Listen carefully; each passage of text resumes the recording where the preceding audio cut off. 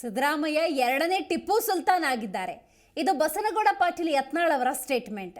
ಹಿಜಾಬ್ ಕುರಿತಂತೆ ಸಿದ್ದರಾಮಯ್ಯನವರು ಕೊಟ್ಟಂತಹ ಒಂದು ಸ್ಟೇಟ್ಮೆಂಟ್ ಪ್ರತಿಪಕ್ಷಗಳನ್ನು ಕೆರಳಿಸಿದೆ. ಒಬ್ಬೊಬ್ಬ ನಾಯಕರು ಒಂದೊಂದು ರೀತಿಯ ವಿಶ್ಲೇಷಣೆಯನ್ನ ಮಾಡ್ತಾ ಇದ್ದಾರೆ.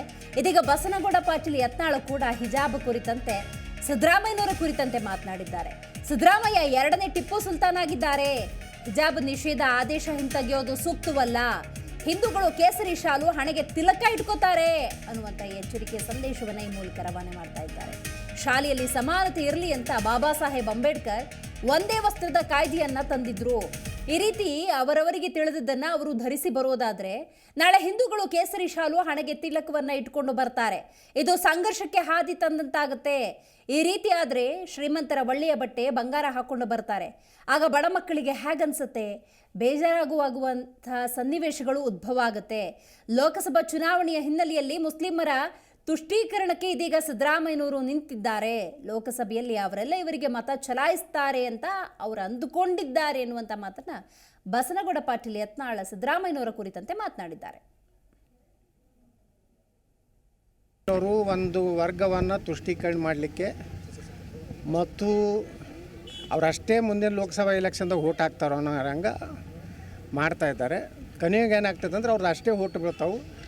ಸಮಸ್ತ ಈ ದೇಶದಲ್ಲಿರುವಂಥ ಹಿಂದೂಗಳೇ ಯಾರೂ ಅವ್ರಿಗೆ ಓಟ್ ಹಾಕೋದಿಲ್ಲ. ಅವು ಉದ್ದಟ್ಟತನ ಅವ್ರು ಅತಿರೇಕ. ಬಹುಶಃ ಟಿಪ್ಪು ಸುಲ್ತಾನ್ ಅಂತ ಎರಡನೇ ಅವತಾರನೇ ನಮ್ಮ ಸಿದ್ದರಾಮಯ್ಯನವರು. ಸೆಕೆಂಡ್ ಇದು ಅವ್ರ ಅವತಾರೇ ತಾಳ್ದಂಗೆ ಆಗೈತೆ. ಟಿಪ್ಪು ಪಾರ್ಟ್ 2 UPA 1 UPA 2 ಅಂತಿದ್ವಲ್ಲ, ಹಂಗೆ ಟಿಪ್ಪು ಪಾರ್ಟ್ 2 ಅಂದರೆ ನಮ್ಮ ಸಿದ್ದರಾಮಯ್ಯ ಅವರು ಅತಿ ಮಾಡ್ಲಕತ್ತಾರ. ಅಂದ್ರೆ ಅಂತ್ಯಕಾಲ ಬಂದೈತತ್ತ. ಅದೇ ಇದೇ ತುಷ್ಟೀಕರಣ ಮಾಡಿ ನಮ್ಮ ದೇಶ ಹಾಳಾಗಿದ್ರಿ. ಇಷ್ಟು ವರ್ಷ ನಮ್ಮ ದೇಶದ ಜನರಿಗೆ ನ್ಯಾಯ ಸಿಕ್ಕಿರಲಿಲ್ಲ. ಸಮಾನ ನಾಗರಿಕ ಸಂಹಿತೆ 2024ರಲ್ಲಿ ಮತ್ತೆ ನಮ್ಮ ಸರ್ಕಾರ ಬರ್ತಂದರೆ ಬಂದೇ ಬರ್ತದೆ. ನಾವು ಎಲ್ಲ ದೇಶದಲ್ಲಿರೋ ಎಲ್ಲ ನಾಗರಿಕರಿಗೂ ಒಂದೇ ಕಾನೂನು ಜಾರಿ ಮಾಡ್ತೀವಿ.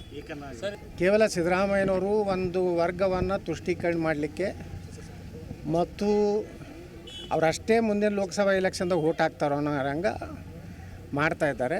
ಕೊನೆಗೆ ಏನಾಗ್ತದೆ ಅಂದ್ರೆ ಅವ್ರದ್ದು ಅಷ್ಟೇ ಓಟ್ ಬೀಳ್ತಾವೆ. ಪ್ರತಿಕ್ಷಣದ ಸುದ್ದಿಗಾಗಿ Zee Kannada news app download ಮಾಡಿ. Live TV, latest updates, entertainment, lifestyle, technology ಸುದ್ದಿ ನಿಮ್ಮ ಅಂಗೈಯಲ್ಲಿ.